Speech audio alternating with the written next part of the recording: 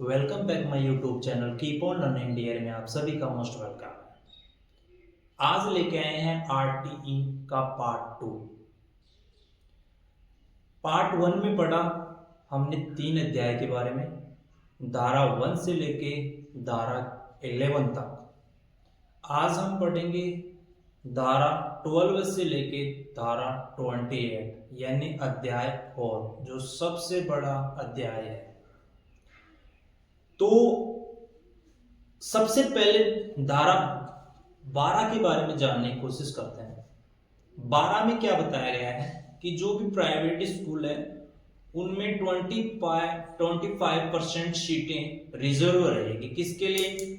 गरीब, दुर्बल और वंचित वर्ग के बच्चों के लिए।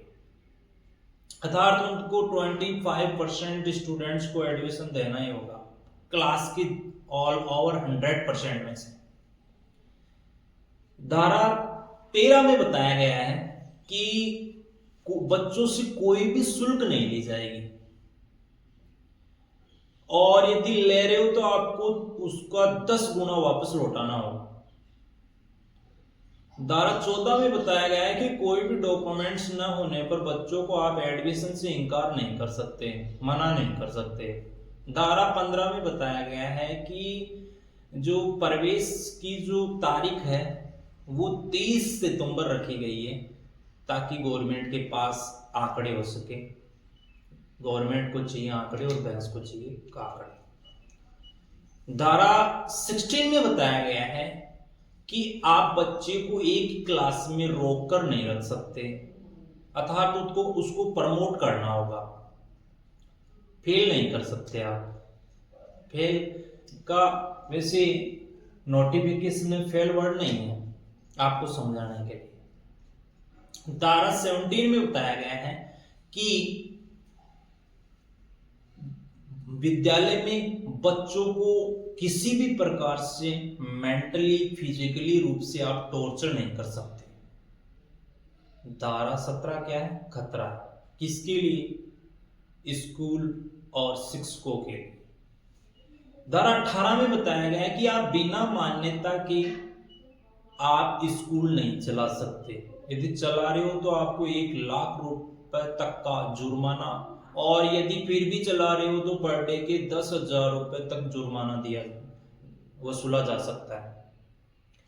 और धारा 19 में बताया गया है कि पूर्व में जो स्थापित विद्यालय हैं उनको 3 साल के भीतर अपने मानक का मतलब होता है जैसे कि स्कूल में जो व्यवस्थाएं हैं, जैसे पानी की, खेल के मैदान की, शौचालय की, ये मानक में आते हैं। तो इन मानकों को आपको 3 साल के भीतर आपको ये अर्जित करने होंगे।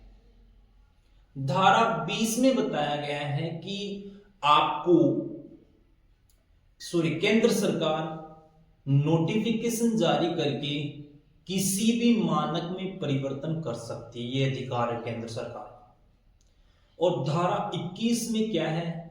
एसएमसी का गठन, यानी स्कूल मैनेजमेंट कमेटी का गठन।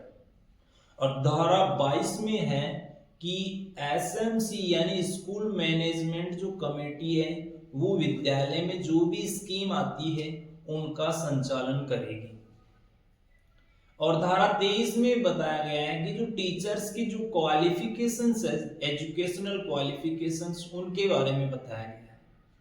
इसके अंदर एक ऐड किया है विधेयक जो 2017 में पारित हुआ था कि 31 मार्च 2015 से पहले जो भी शिक्षक है जिन्होंने शैक्षणिक योग्यताएं हासिल नहीं की उनको 5 साल के भीतर ये शैक्षणिक योग्यताएं हासिल करनी होगी। तो अभी हम इसके बारे में जानने की कोशिश करते हैं कि 25% को हम कैसे याद करें कि प्राइवेट स्कूल में 25% सीटें आरक्षित होनी चाहिए। तो 25% का आधा कर लो, 12.5 होता है, तो आप इसको 12.5 याद न करके 12 याद करो। ये इंग्लिश में इंग्लिश क्या साइकोलॉजी में और जो पेडागोजी में है, आपको कीवर्ड पकड़ना जरूरी है। कीवर्ड पकड़ोगे तो इजी रहेगा समझने में। तो मैं यहाँ कीवर्ड पकड़ाने की कोशिश करता हूं। और इसमें देखो धारा 13 में क्या है कि नो फीस, कोई फीस नहीं ली जाएगी। तो इसमें नो फीस में कितने लेटर हैं? 6 लेटर हैं। तो 6 को हाफ कर लो 13। और इसमें डॉक्यूमेंट्स याद रखो, डॉक्यूमेंट्स में कितने लेटर हैं? 8 है। तो 8 का आधा कर लो, क्या 4 हो जाएगा। ठीक है।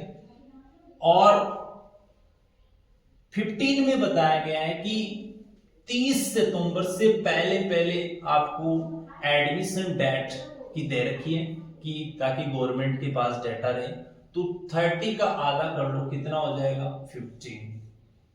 ये मैं आपको याद करवाने की कोशिश कर रहा हूं। बच्चे को रोका नहीं जाएगा था, फेल नहीं। मतलब फेल को हम ऐसे लिखते हैं, कैसे लिखते हैं? FAIL। तो इसको क्या कर लो? उल्टा कर लो। F को कैसे कर लो? उल्टा कर लो। और इसको ऐसे ऐड कर लो, कितना हो बन जाएगा? 6 की तरह है। तो इस 16 में याद रखना कि रोका नहीं जाएगा था, फेल नहीं किया जाएगा। 17 आपको वैसे याद रह जाएगी। 17 खतरा है किसके लिए? शिक्षक के लिए, स्कूल वालों के लिए, कि आप मेंटली फिजिकली टॉर्चर नहीं कर सकते। 18 में क्या है? विदाउट स्कूल रिकॉग्नाइजेशन, बिना स्कूल मान्यता के आप नहीं चला सकते। और 19 में दे रखा है कि यदि आप पूर्व में ऐसे विद्यालय जो चल रहे हैं उनको 3 साल के भीतर भीतर क्या करना होगा? जो भी मानक है उनको निर्धारित करना होगा, उनको अर्जित करना होगा। और 20 में बताया है कि नोटिफिकेशन जारी करके किसी भी मानक में परिवर्तन कर सकते हैं। मैंने मानक के बारे में बता दिया आपको। और 21 में एसएमसी का गठन किया जाता है। एसएमसी के बारे में हम स्कूल मैनेजमेंट के टॉपिक में बहुत डिटेल से पढ़ेंगे। इनकी एक लंबी प्रोसेस है। और 22 में बताया गया है कि विद्यालय की जो भी स्कीम्स आएगी उनका संचालन एसएमसी करेगी। क्या करेगी? एसएमसी करेगी। और 23 में बताया गया टीचर्स की मिनिमम जो एजुकेशन क्वालिफिकेशन है वो होनी चाहिए। और इसमें एक विधेयक ऐड किया है 2017, जिसमें एक बताया गया कि 31 मार्च 2015 से पहले पहले जो भी टीचर्स हैं उनको 5 साल के भीतर भीतर अपनी जो एजुकेशनल क्वालिफिकेशन है वो अर्जित करनी होगी। धारा 24 में बताया गया है शिक्षक द्वारा अकादमिक उत्तरदायित्व न करने पर अनुशासनात्मक कार्रवाई की जाएगी। धारा 25 में बताया छात्र शिक्षक अनुपात। धारा 26 में बताया गया है कि विद्यालय में रिक्त पद 10% से अधिक नहीं रहेंगे। धारा 27 में बताया गया है कि टीचर्स की जो ड्यूटी है वो जनगणना, चुनाव कार्य, आपदा राहत कार्य के अलावा नहीं लगाई जाएगी कहीं पर भी।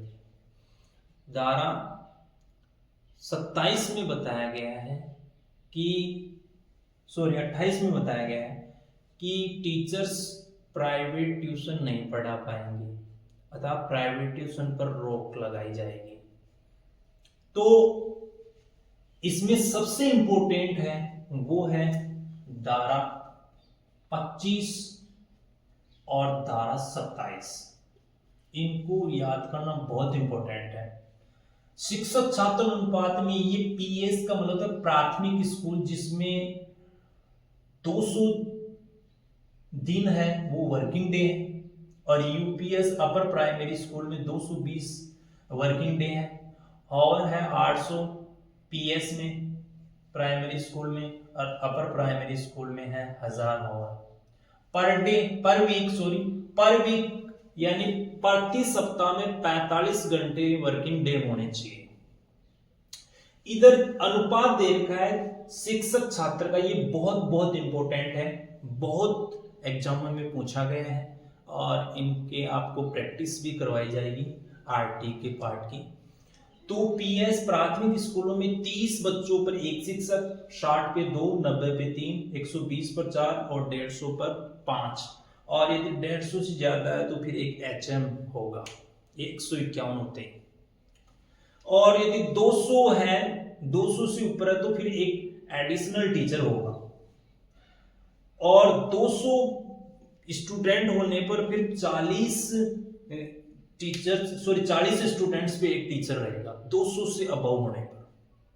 और यदि अपर प्राइमरी स्कूल है, 8वीं तक स्कूल है, तो उसमें मैथ और साइंस का एक टीचर रहेगा और एसएसटी का एक टीचर रहेगा, सामाजिक विज्ञान का, और भाषा यानी जो हिंदी, संस्कृत और इंग्लिश पढ़ाने वाला एक टीचर रहेगा। और यदि वहां पर 100 स्टूडेंट हैं, 100 से ज्यादा, तो फिर वहां पर एक एचएम होगा। तो ये बहुत इंपॉर्टेंट है रेशियो, तो इसको याद करना बहुत जरूरी है। धारा 27 में बताया गया है कि शिक्षक की 3 कार्यों के अलावा कहीं पर भी ड्यूटी नहीं लगाई जाएगी। कौन कौन सी? CDS, याद रखना, CDE के अलावा कहीं पर भी ड्यूटी नहीं लगाई जाएगी। सेंसस, डिजास्टर एंड इलेक्शन, इन तीनों के अलावा ये एग्जाम में पूछा गया है कि 4 ऑप्शन दे रखे हैं कि शिक्षक की ड्यूटी नहीं लगाई जाएगी। इसके अलावा जनगणना, आपदा राहत कार्य, चुनाव कार्य और एक ऑप्शन अलग था। तो ये बहुत इंपॉर्टेंट है, आपको याद रखना है। तो मिलते हैं नेक्स्ट पार्ट में। यदि हमारा ये क्लास अच्छी लगे तो इसको लाइक और शेयर जरूर कीजिएगा। धन्यवाद।